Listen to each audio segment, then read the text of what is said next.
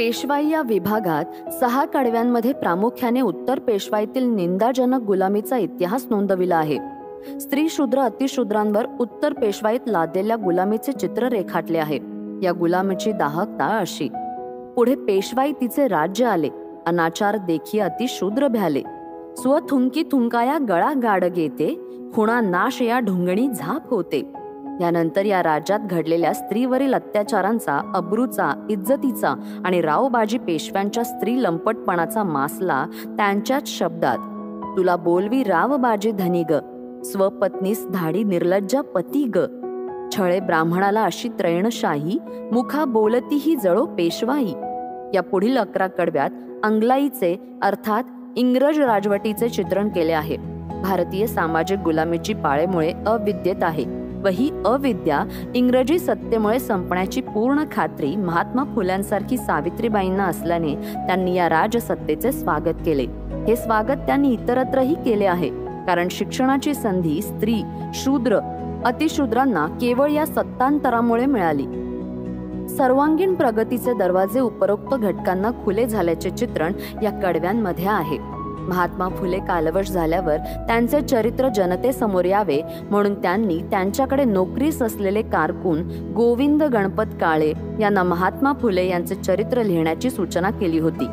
काळे यांनी लिहिलेले चरित्र सार्वजनिक सत्यधर्म ग्रंथात यशवंतराव फुले यांच्या नावाने प्रसिद्ध झाले. दरम्यान आपणही ज्योतिरावांचे चरित्र लिहावे असे विचार सावित्रीबाईंच्या मनी आले असावे, म्हणून बहुधा ज्योतिबा या विभागात त्यांनी थोर आद्य समाजक सुधारक क्रांतिबा फुले यांचे पहिले पद्यात्मक चरित्र रचले असावे. हे चरित्र विस्ताराने छोटे असले तरी आशयात कुठेही उणे नाही. हे काव्य म्हणजे केवळ ज्योतिरावांच्या जीवन कार्याच्या घटनांची जंत्री नाही. तसेच हे चरित्र ऐतिहासिक नसल्याने स्थूलमानाने क्रांतिकारी प्रसंगाचे चित्रण केले आहे. या काव्याचे नायक ज्योतिराव आहेत, स्वतः कवयित्री नायिका आहेत. फुले दाम्पत्याच्या जीवनात आलेल्या दारुण प्रसंगाचे चित्रणही त्यांनी असे केले आहे: करी फार कौतुक पाद्री विधर्मी, परित्रास देती शहाणे स्वधर्मी. मला निंदती शेण धोंडेही मारी, अशा संकटाला खुबीने निवारी. येथे स्वकीयांकडून होणाऱ्या मानसिक, शारीरिक छळाचे आणि इंग्रजी राजसत्तेमुळे प्राप्त झालेले नवे भान चित्रित केले आहे. यानंतर महात्मा फुल्यांच्या सामाजिक क्रांतिकारी कार्याचा धावता आढावा घेतला आहे. अस्पृश्य बांधवांसाठी खुला केलेला आड, बालहत्या प्रतिबंधक गृह, या गृहासाठी मदत, ग्रंथलेखन आदींचा अतिशय संक्षिप्त उल्लेख करून शेवटी ज्योतिरावांचा महिमा मोजक्या शब्दात वर्णिला आहे. तो असा: निराधार दुःखी स्त्रियांचा पुढारी, दुबळ्या अडाणी जनांचा मदारी. कृती तैसा खरा ज्ञानयोगी, स्त्री शूद्रा करिता इही दुःख भोगी. जरी जन्मला शूद्र माळी म्हणून, खरा म्हार तो त्यास माळी न मानी. चिरंजीव ज्योती मनू उच्च झाला, नमस्कार माझा अशा ज्योतिबाला. त्या सहनायिका असल्याने व तत्कालीन परिस्थितीचा देखावा नजरेसमोर यावा म्हणून त्यांनी पारंपरिक वळणाचे भावनात्मक प्रसंग उभे केले आहेत. ज्योतिकांता, भ्रतार अशा आशयाचे शब्द स्वतःच्या ओळखीसाठी आयोजून विनयशीलतेचा परिचय करून दिला आहे. येथे क्वचित प्रसंगी शब्दांची ओढाताण झाली आहे. मनोहर ऐवजी मनोहार असेही अपरिचित शब्दरूप त्यांच्या लेखणीतून उतरले आहे. घटनांची तपशीलवार नोंदणी आणि प्रसंग विस्ताराचा अभाव आहे. तसेच 1891 सालीही त्या शंकर महादेवाच्या प्रभावातून मुक्त झालेल्या दिसत नाहीत. काही प्रसंगी घटनाक्रमही खालीवर झाले आहेत. ज्योतिरावांवरील भ्याड हल्ल्याची घटना 1856 सालची असून ती अस्पृश्यांना आड खुला करून दिलेल्या प्रसंगा अगोदरची आहे, परंतु येथे मात्र आड खुला केलेल्या प्रसंगानंतर चित्रित केली आहे. खरं तर एका बैठकीत त्यांनी हा प्रपंच उभा केल्याने कदाचित उपरोक्त उणीवा राहून गेल्या असाव्यात. काव्य लेखनाच्या मोठेपणाचा डौल त्यांना येथे मिरवायचा नाही. वेगळी वाट जोखण्याच्या निमित्ताने पांडित्य प्रदर्शनही करावयाचे नाही. त्या काही काव्य सृजनासाठी पुण्याहून मुद्दामून रविवारच्या दिवशी गळ्यात पर्स अडकून 3 प्रहरी कविता रचण्यासाठी बाहेर पडलेल्या नाहीत. मुळातच दुःखितांचे दुःख दूर करावे हा पिंड असलेल्या सावित्रीबाईंनी आकाशाला गवसणी घालणाऱ्या पतीच्या निधनानंतर एकाएकी झालेल्या सावित्रीबाईंनी अंतरीच्या बोलांना पोटतिडकीने मोकळी वाट करून दिली आहे, एवढेच. हा काव्य प्रवास पूर्णतः भावनिक आहे.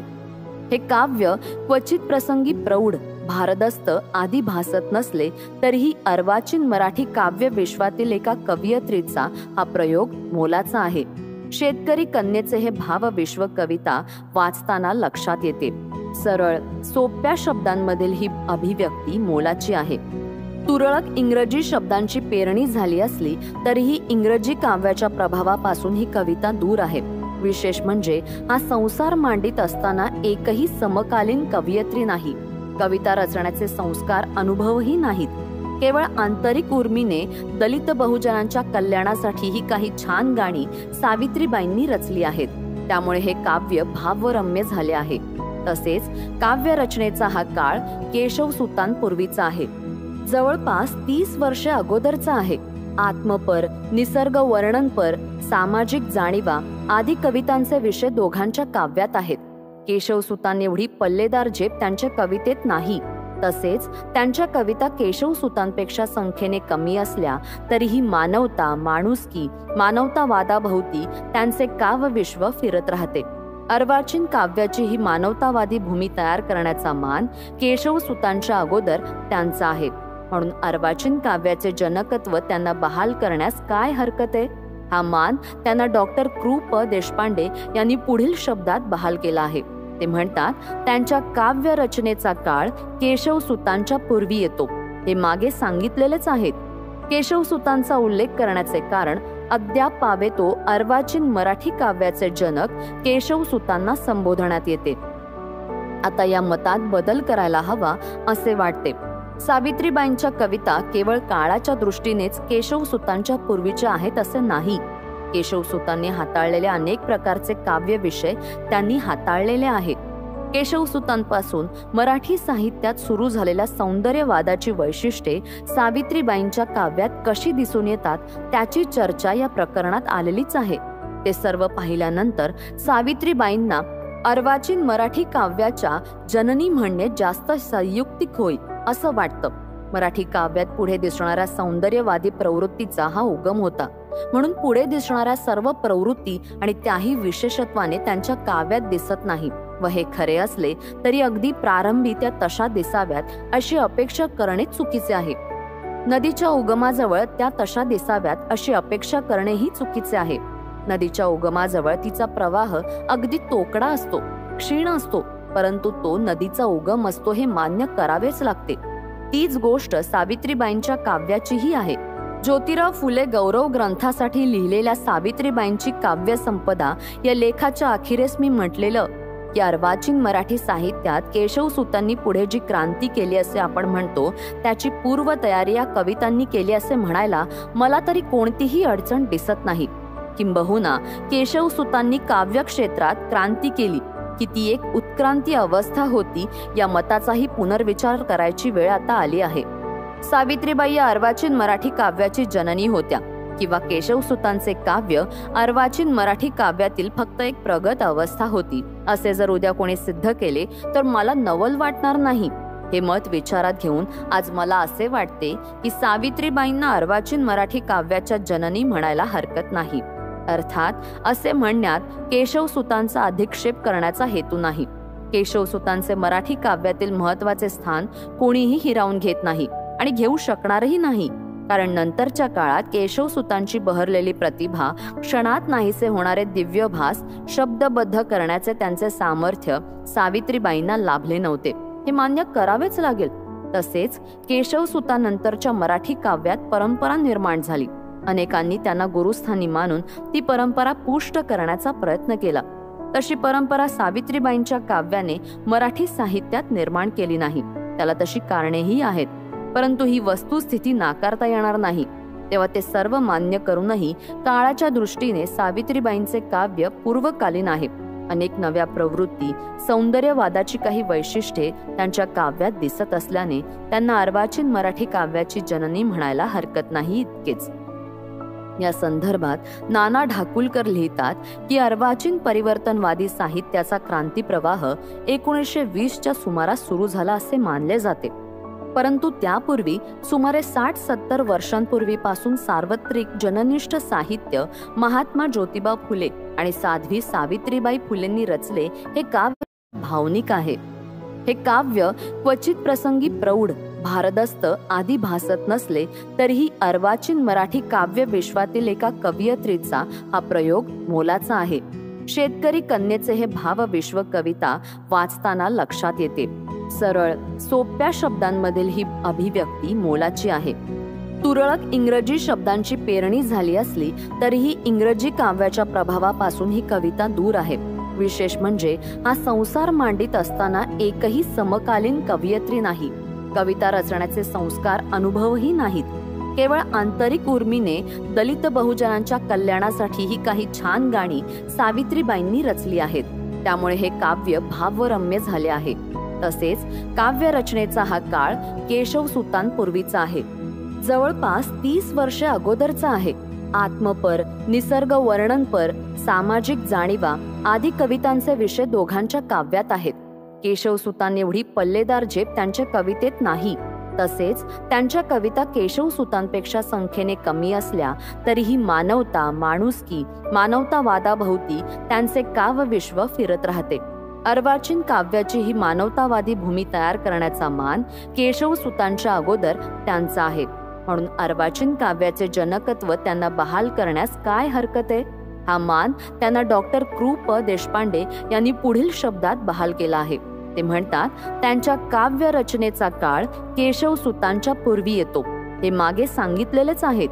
केशवसुतांचा उल्लेख करण्याचे कारण अद्याप पावेतो अर्वाचीन मराठी काव्याचे जनक केशवसुतांना संबोधण्यात येते. आता या मतात बदल करायला हवा असे वाटते. सावित्रीबाईंच्या कविता केवळ काळाच्या दृष्टीनेच केशवसुतांच्या पूर्वीच्या आहेत असे नाही. केशवसुतांनी हाताळलेले अनेक प्रकारचे काव्य विषय त्यांनी हाताळलेले आहेत. केशवसुतांपासून मराठी साहित्यात सुरू झालेल्या सौंदर्यवादाची वैशिष्ट्ये सावित्रीबाईंच्या काव्यात कशी दिसून येतात त्याची चर्चा या प्रकरणात आलेलीच आहे. ते सर्व पाहिल्यानंतर सावित्रीबाईंना अर्वाचीन मराठी काव्याच्या जननी म्हणणे जास्त संयुक्तिक होईल असं वाटतं. मराठी काव्यात पुढे दिसणाऱ्या सौंदर्यवादी प्रवृत्तीचा हा उगम होता. म्हणून पुढे दिसणाऱ्या सर्व प्रवृत्ती आणि त्याही विशेषत्वाने त्यांच्या काव्यात दिसत नाही. व हे खरे असले तरी अगदी प्रारंभी त्या तशा दिसाव्यात अशी अपेक्षा करणे चुकीचे आहे. नदीच्या उगमाजवळ त्या तशा दिसाव्यात अशी अपेक्षा करणेही चुकीचे आहे. नदीच्या उगमाजवळ तिचा प्रवाह अगदी तोकडा असतो, क्षीण असतो, परंतु तो नदीचा उगम असतो हे मान्य करावेच लागते. तीच गोष्ट सावित्रीबाईंच्या काव्याचीही आहे. ज्योतिराव फुले गौरव ग्रंथासाठी लिहिलेल्या सावित्रीबाईंची काव्य संपदा या लेखाच्या अखेरीस मी म्हटलेलं की अर्वाचीन मराठी साहित्यात केशवसुतांनी पुढे जी क्रांती केली असे आपण म्हणतो त्याची पूर्वतयारी या कवितांनी केली असे म्हणायला मला तरी कोणतीही अडचण दिसत नाही.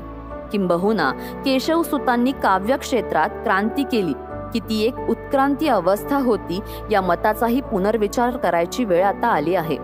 सावित्रीबाई या अर्वाचीन मराठी काव्याची जननी होत्या किंवा केशवसुतांचे काव्य अर्वाचीन मराठी काव्यातील फक्त एक प्रगत अवस्था होती असे जर उद्या कोणी सिद्ध केले तर मला नवल वाटणार नाही.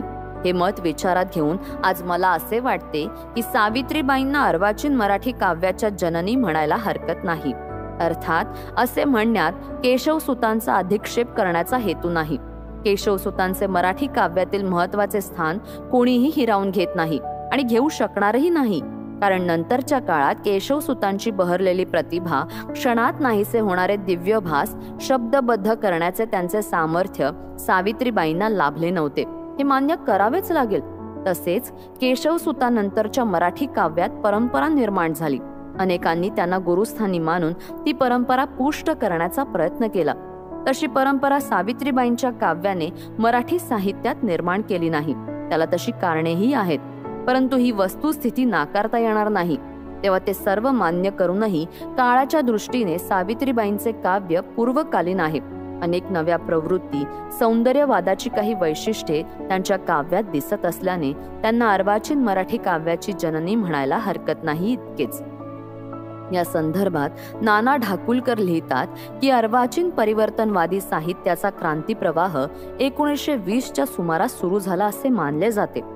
परंतु त्यापूर्वी सुमारे 60-70 वर्षांपूर्वीपासून सार्वत्रिक जननिष्ठ साहित्य महात्मा ज्योतिबा फुले आणि साध्वी सावित्रीबाई फुलेंनी रचले हे का विसरले जाते? समाजसुधारक गोपाळ गणेश आगरकर यांना सुधारक अग्रणी स्त्री सुधारकाचे आद्य प्रवर्तक मानले जाते. आगरकरांचे सामाजिक ऋण कोणीही अमान्य करू शकत नाही. त्यांनी उच्चवर्णीयात विचारक्रांती घडवून आणली होती. परंतु आगरकरांच्या जन्माआधीपासून समाजाच्या शेंडीपासून तळपायापर्यंत समाजकार्य, स्त्री शिक्षणाचे क्रांती पर्व सुरू झाले होते हे अनुलेखाने का मारले जाते?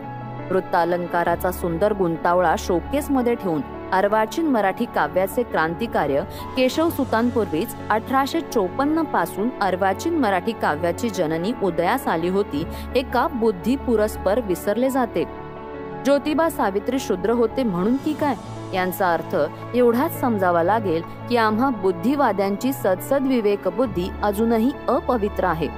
उपरोक्त लेखद्वयांच्या भूमिकेतून त्यांच्या काव्य संपदेचा विचार व्हावा, त्यांच्या कवितेची उपेक्षा आता तरी थांबावी. शालेय अभ्यासक्रमात ज्योतिरावांबरोबर त्यांनाही समाविष्ट करण्यात यावे. सावित्रीबाई कवयित्री आहेत या विधानावर मराठी सारस्वत्यांचा आणि अभ्यासकांचा अजूनही विश्वास बसत नाहीये. तेव्हा सामान्य वाचक, शालेय महाविद्यालयीन विद्यार्थ्यांचा या अनुषंगाने विचार न केलेला बरा. महात्मा फुल्यांच्या समग्र वाङ्मयाला आता जनसागराची मान्यता लाभली आहे. उशिरा का होईना जे झाले ते बरेच झाले. सावित्रीबाईंच्या काव्य संपदेलाही जनसागराने आपलेसे केले पाहिजे. आज ना उद्या हे चक्र गतिमान होणारच आहे. मात्र ही मान्यता स्वतंत्र असायला हवी. पती अनुगामित्वाची मोहर या अनुषंगाने सावित्रीबाईंच्या काव्य कर्तृत्वावर उठवली जाऊ नये इतकेच.